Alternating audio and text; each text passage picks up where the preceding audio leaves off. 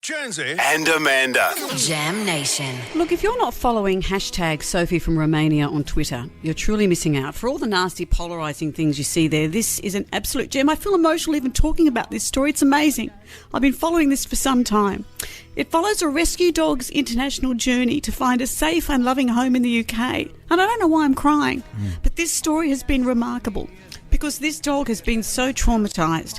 The man bringing us the joy, the hardships, the milestones of Sophie from Romania is his owner, his dad, an ex-BBC journalist, Rory Cellan-Jones, and he joins us now. Hello, Rory.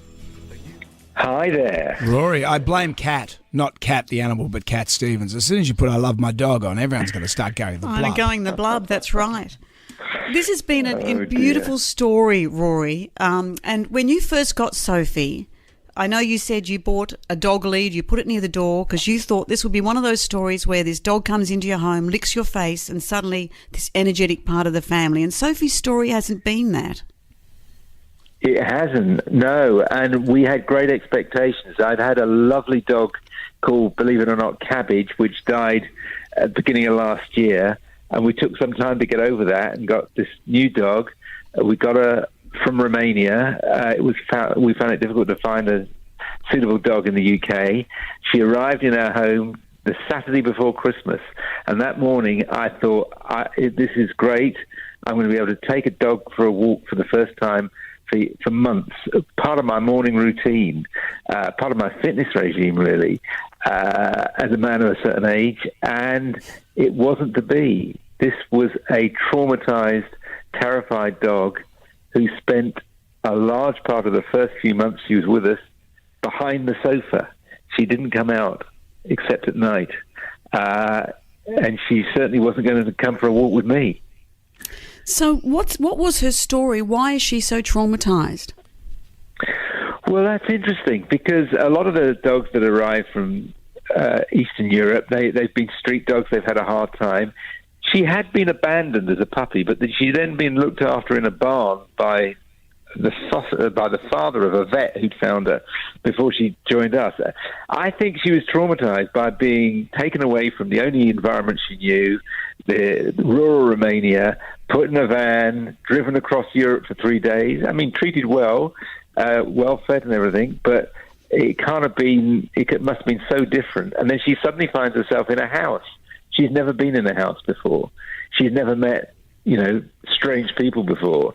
And she just can't cope with it. And we're 3 months in now, and it's a long, slow journey. And you've seen it. Thousands of people have seen it because I put it on social media. And it seems to have sort of captivated people. So really, it's you're to blame. I thought it was coming from some war-torn area or something like that. But it got put in a van, and now it was in great paddocks and stuff, and now it's in. Well, she's lucked out in a way. She's in a home with two people who care for her. Everything is there for her. Yeah. Food. We bought a bed for her. She's not slept on it. She's behind the sofa right now. Actually, she does come out. She goes in our garden at least. And she races around that, but we've yet to put a lead on her and take her out. We tried that the very first day. She dug her heels in. She wouldn't move. She dived behind the sofa and stayed there. And I know that there's footage of her coming out to take a small piece of cheese, and I said to my husband, "Sophie's taken some cheese," and he goes, "Woohoo!" People on the other side of the world are cheering because she's taken a piece of cheese. But yeah. do you think she'll get there? Oh, God, I hope so. I mean, I think she will. It's just we're taking advice from a dog behaviourist who's saying, you can't rush this. You've got to go at her pace. She is gradually learning to trust us. She's better with my wife than me. The trouble is my wife is a professor in Cambridge. She's away the first 3 days of the week.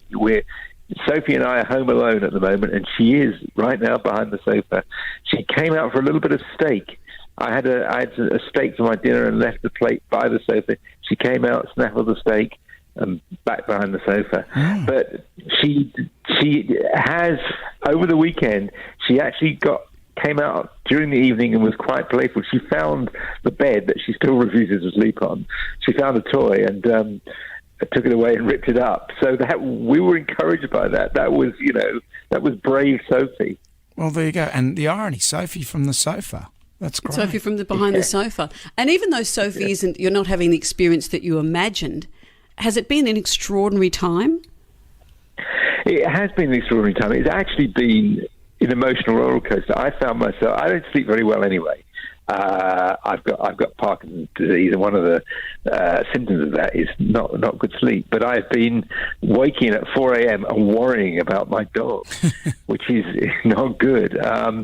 Worrying about if she gets sick, how will I get her to the vet when we can't even get a lead on her? How are we going to frankly go away on holiday because we can't really leave her with anybody because she's so painfully shy.